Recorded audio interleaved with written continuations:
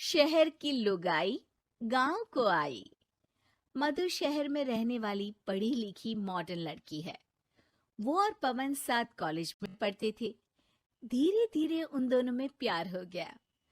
पर पवन गांव में रहने वाला एक साधारण सा लड़का है। मधु के पिता हमेशा उसे ये बात कहकर ताना देते हैं।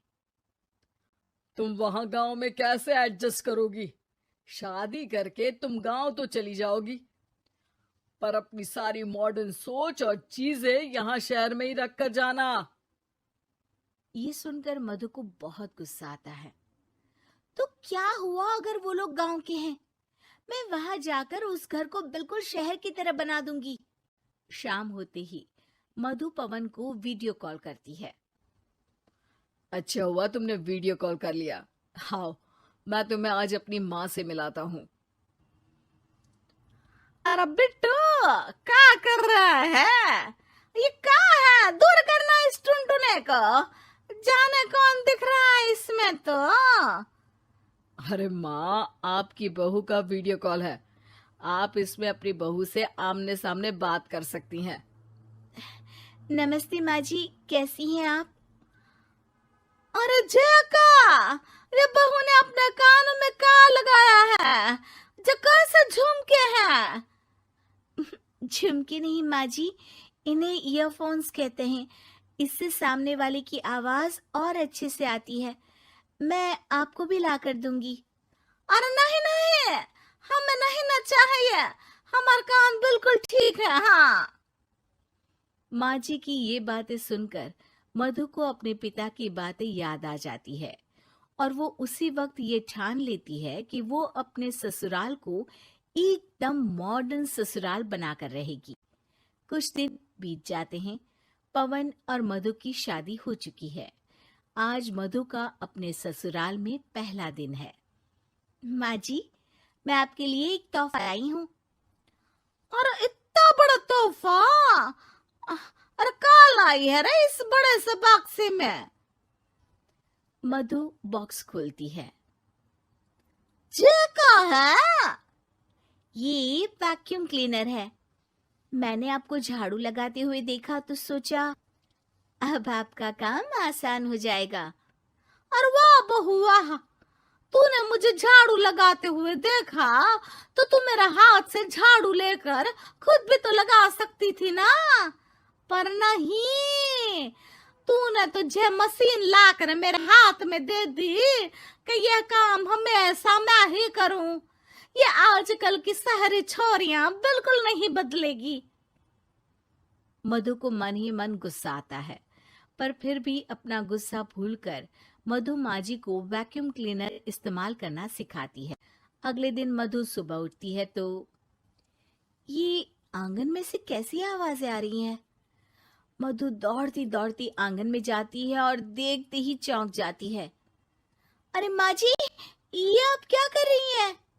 और वो कहा है ना, सुबह मैं जब कुएं से पानी निकाल रही थी तो मेरे कान की बाली उसमें गिर गई थी। तो ये तेरा वैक्यूम ना सारी चीजें अपनी तरफ खींच लेता है ना, तो मेरी बाली भी तो निकाल ही देगा। उसी की कोशिश कर रही हूँ, पर न जाने क्यों अब ये चालू ही नहीं हो रही तेरी मशीन। अब वो चालू होगी भी नहीं। पर अब कुएं में से पानी निकाल क्यों रही थी? अरे कमाल करती हो ना बहू। पीने के लिए पानी क्या तेरे मायके से लाऊं मैं? अरे कुएं से ही तो निकालना पड़ता है। हाँ, पीने के लिए पानी, और वो भी कुएं से। मधु दिमाग लगाती है और थोड़ी ही देर में घर में वाटर प्यूरिफायर लगवा देती है। ये देखिए माँ जी, इसमें बस एक बार पानी भर देंगे तो नल में पानी साफ होकर बाहर आएगा। अरे वाह रे बहू, ये तो बहुत ही बढ़िया चीज है। रात हो जाती है। मधु जैसे ही प्यूरिफायर का नल चालू करती है तो वो अचानक से फट जाता है और सब जगह पानी पानी हो जाता है। अरे ये क्या हुआ? ये क्या हो गया? मैंने तो बस इसमें उबला हुआ पानी डाला था, ये इतनी जल्दी खराब हो गया। अरे ये सारी शहरी चीजें सब ऐसी ही होती है कबूरी। क्या आपने इसमें उबला पानी डाला था? हाँ तो फिर पानी तो तभी साफ होगा ना जब उसे उबालेंगे। ये मशीन का कोई जिन है जो हमने जो बोला वो कर देगी है? मधु को बहुत गुस्सा आता है। इस तरह तो मेरा अपने ससुराल को मॉडर्न बनाने का सपना अधूरा ही रह जाएगा। नहीं, मैं इस तरह से हार नहीं मान सकती। थोड़े ही दिन में मधु पूरे किचन को मॉड्यूलर किचन में बदल देती है। अरे वाह बहुआ, इतनी सारी अलमारियां! माँ जी मॉड्यूलर किचन देखकर बहुत उत्सुक हो जाती है। ये बक्सा का है। बहू ने शायद गलती से इसे यहाँ रसोई में रख दिया है, पर है तो ये बहुत ही बढ़िया। अगले दिन सुबह, अरे मायरी क्या हो गया? मैं तो बर्बाद हो गई, मेरी सारी पूंजी जलकर राख हो गई। हे राम, अब मैं क्या करूं? माँ जी की रोने की आवाज सुनकर मधु दौड़ी दौड़ी किचन में आती है और इतना धुआं देखकर घबरा जाती है। ये सब कैसे हुआ माँ जी? ये आग कैसे लगी? ये सब तेरा इस मॉड्यूलर किचन की वजह से हुआ है, और ऊपर से तूने तिजोरी जो रसोई में रख दी थी, मैंने जैसे ही अपने गहने और पैसे इसमें रखे और बाहर से इस ताले को घुमाया, ये तो 5 मिनट में ही आग बबूला होकर फट गया। अरे माँ जी, ये तिजोरी नहीं है, ये तो माइक्रोवेव है।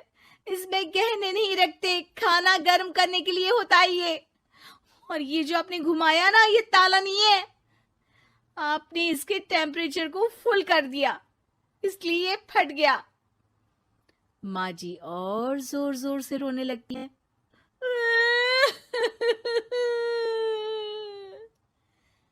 मधु सर पीट लेती है और कसम खाती है कि अब ससुराल को मॉडर्न बनाने की कोई कोशिश नहीं करेगी। मुझे माफ कर दीजिए माँ जी, आप जैसी हैं वैसी ही ठीक है। मधु को अपने पिता की कही बात याद आ जाती है और मधु वापस घर और किचन को पहले जैसा ही कर देती है।